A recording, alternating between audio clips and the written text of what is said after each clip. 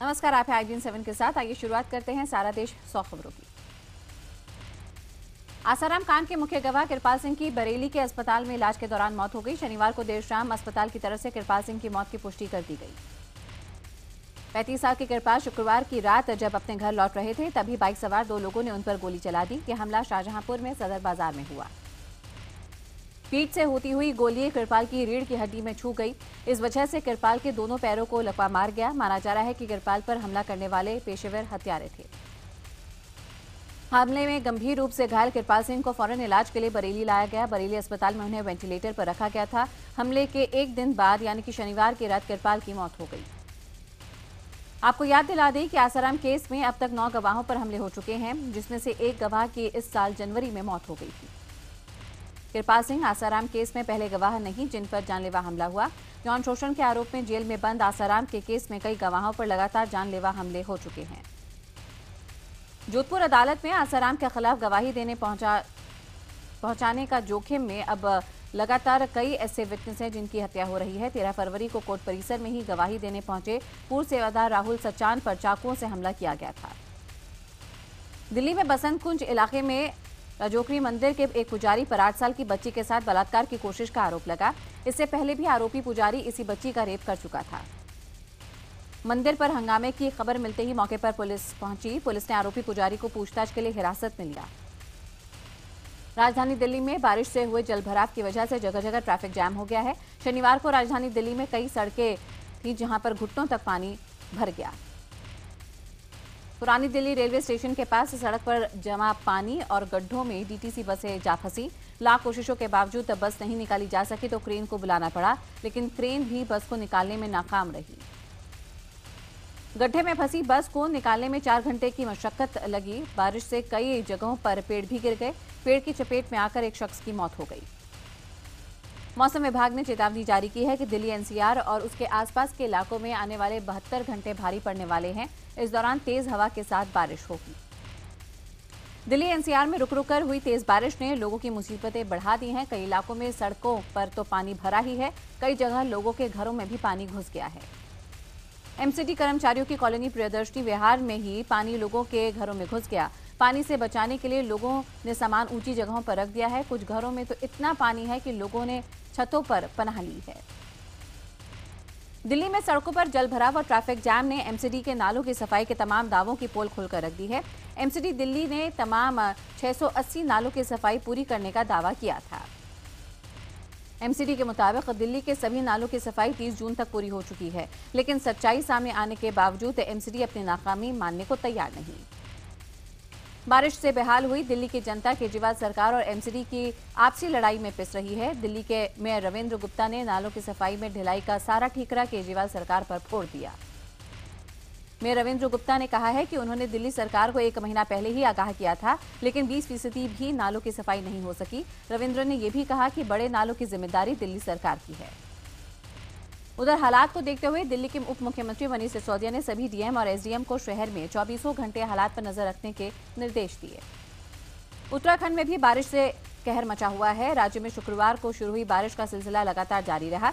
राज्य में बारिश का आम जनजीवन पर बुरा असर पड़ा है। पहाड़ी क्षेत्रों में कई स्थानों पर भूस्खलन के चलते सड़कें बाधित हो रही हैं और कई इलाकों में खतरा भी बना हुआ है। खराब मौसम की वजह से अमरनाथ यात्रा रोक दी गई है।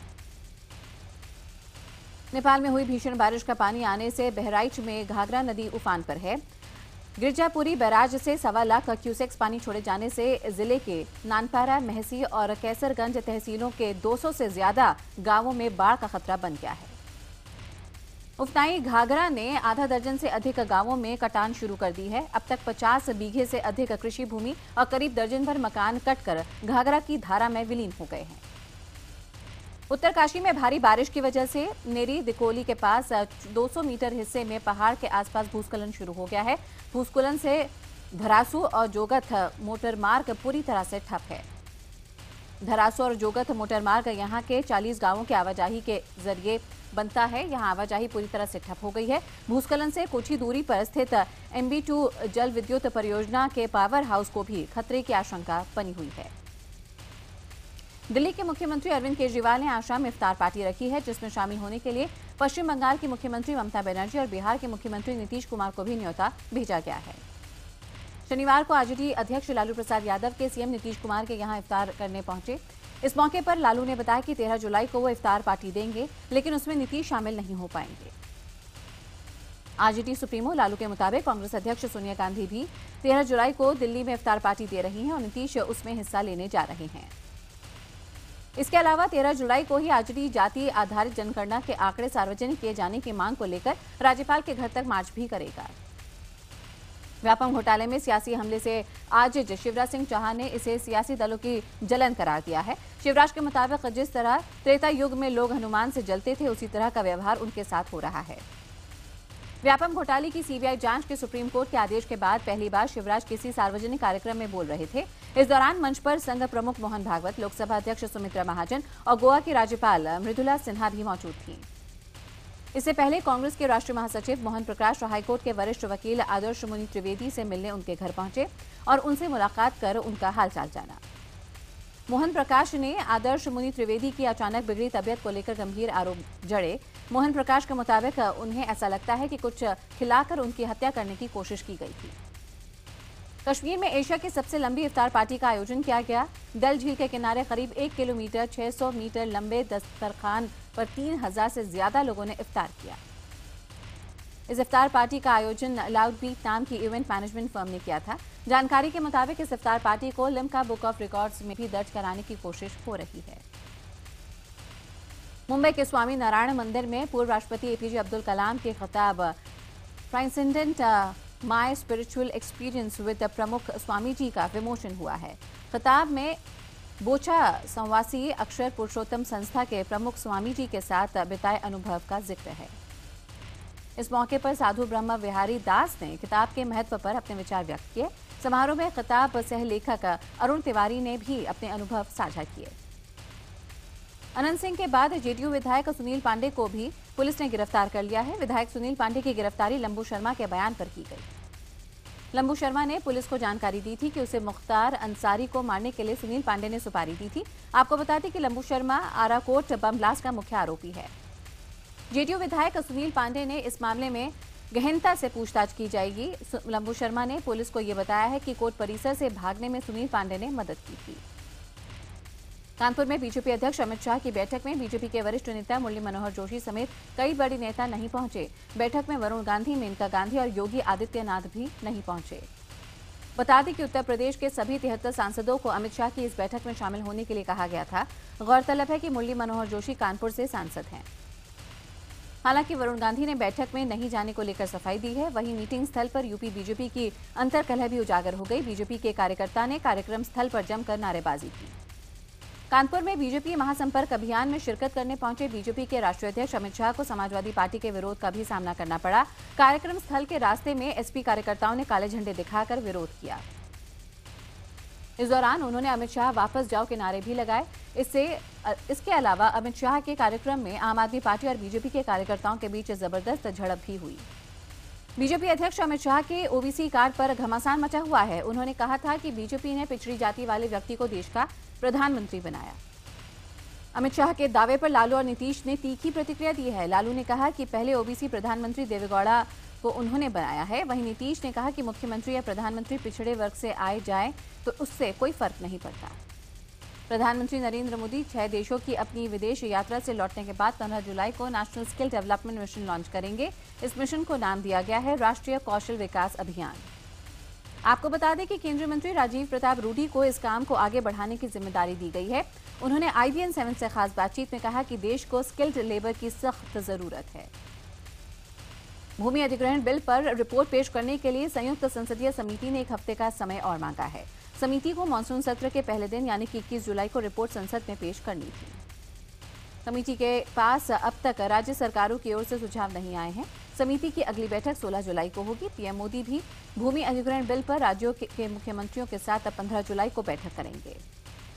फर्जीवाड़े के आरोपों में घिरे आम आदमी पार्टी के विधायक मनोज के साथी को दिल्ली पुलिस ने गिरफ्तार कर लिया है।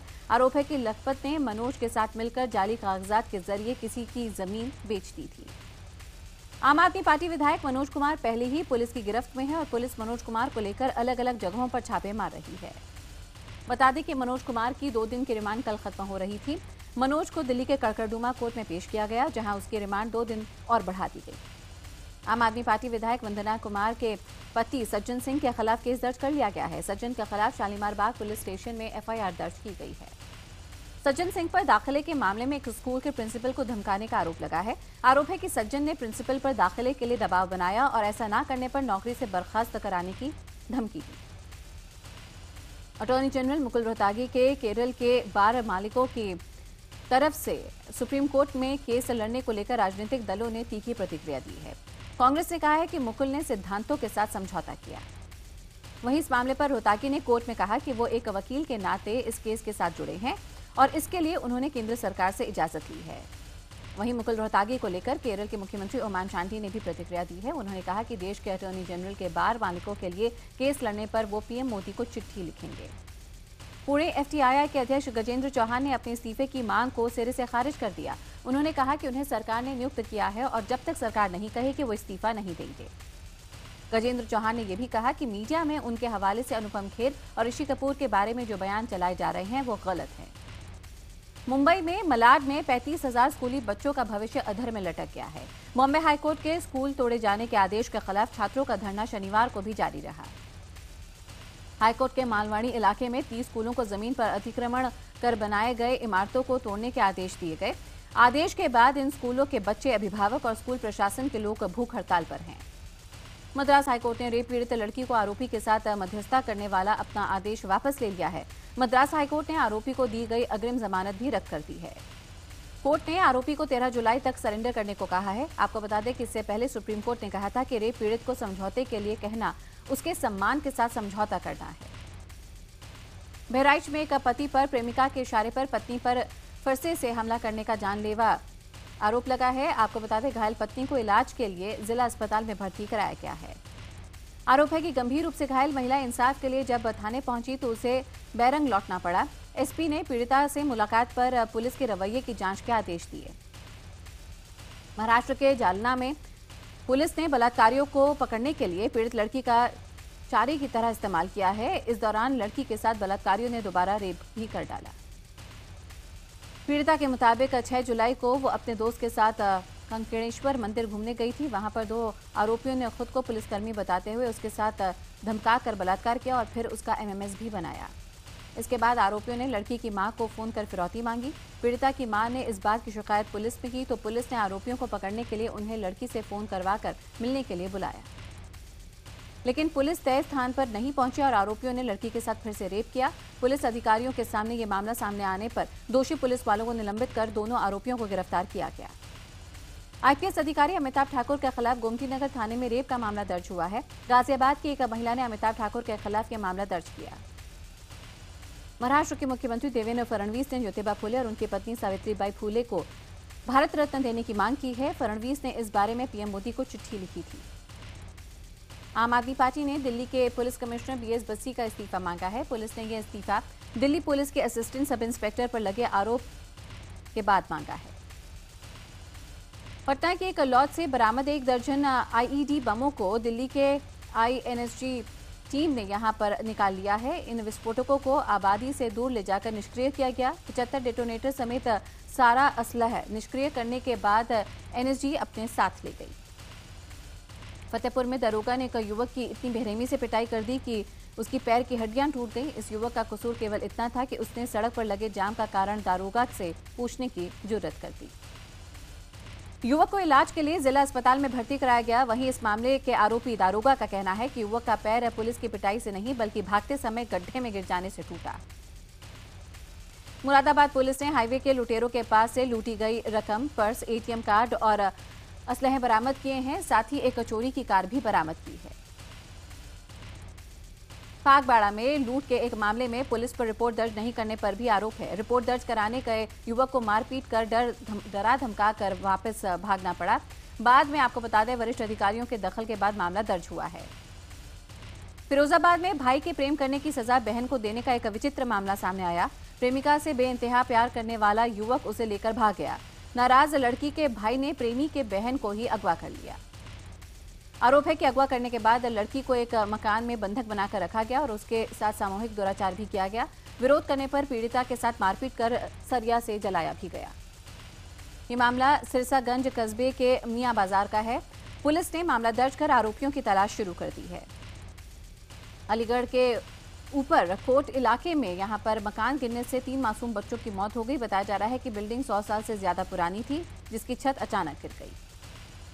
फतेहपुर पुलिस ने छापा मारकर एक ऐसी असलह फैक्ट्री पकड़ी है जहां बनने वाले असलहों का इस्तेमाल पंचायत चुनावों में होना था। इस मामले में 3 आरोपियों को गिरफ्तार किया गया।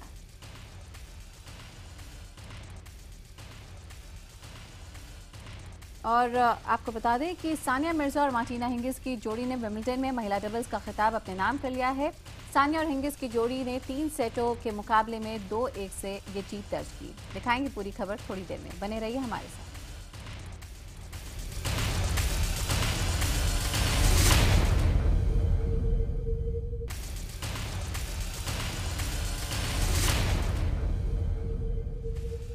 सानिया मिर्जा और मार्टिना हिंगिस की जोड़ी ने विंबलडन में महिला डबल्स का खिताब अपने नाम कर लिया है। सानिया और हिंगिस की जोड़ी ने 3 सेटों के मुकाबले में 2-1 से जीत दर्ज की।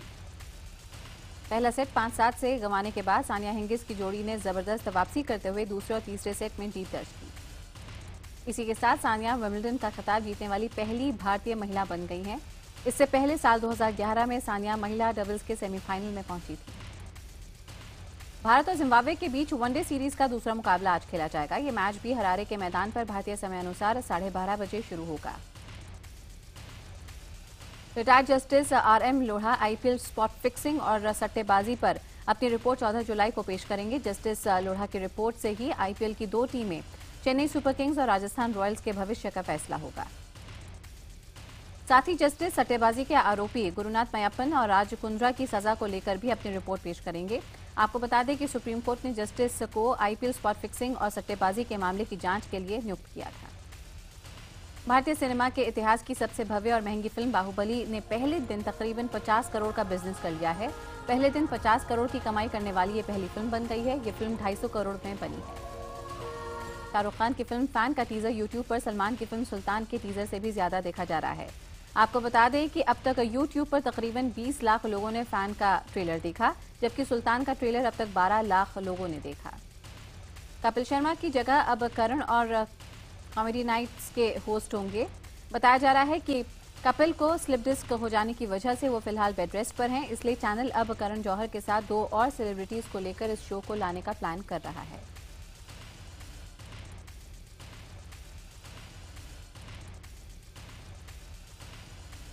खबर है कि इमरान हाशमी अब अपनी ऑटोबायोग्राफी लिखने वाले हैं। बायोग्राफी में इमरान की जिंदगी और उनके बेटे के ऑपरेशन के बारे में फैंस को पढ़ने को मिलेगा। बॉलीवुड स्टार शाहिद कपूर आज मुंबई में अपनी शादी की रिसेप्शन पार्टी दे रहे हैं। आपको बता दें कि पार्टी की शुरुआत रात 8 बजे से होगी और इस ग्रैंड रिसेप्शन पार्टी में फिल्म जगत से जुड़े बड़े नामों को आमंत्रित किया गया है। 15 जुलाई को कटरीना कैफ का जन्मदिन है और कटरीना के जन्मदिन पर रणबीर कपूर एक ग्रैंड पार्टी प्लान कर रहे हैं। सुनने में आया है कि रणबीर ने अयान मुखर्जी के साथ मिलकर इसकी तैयारी भी शुरू कर दी है।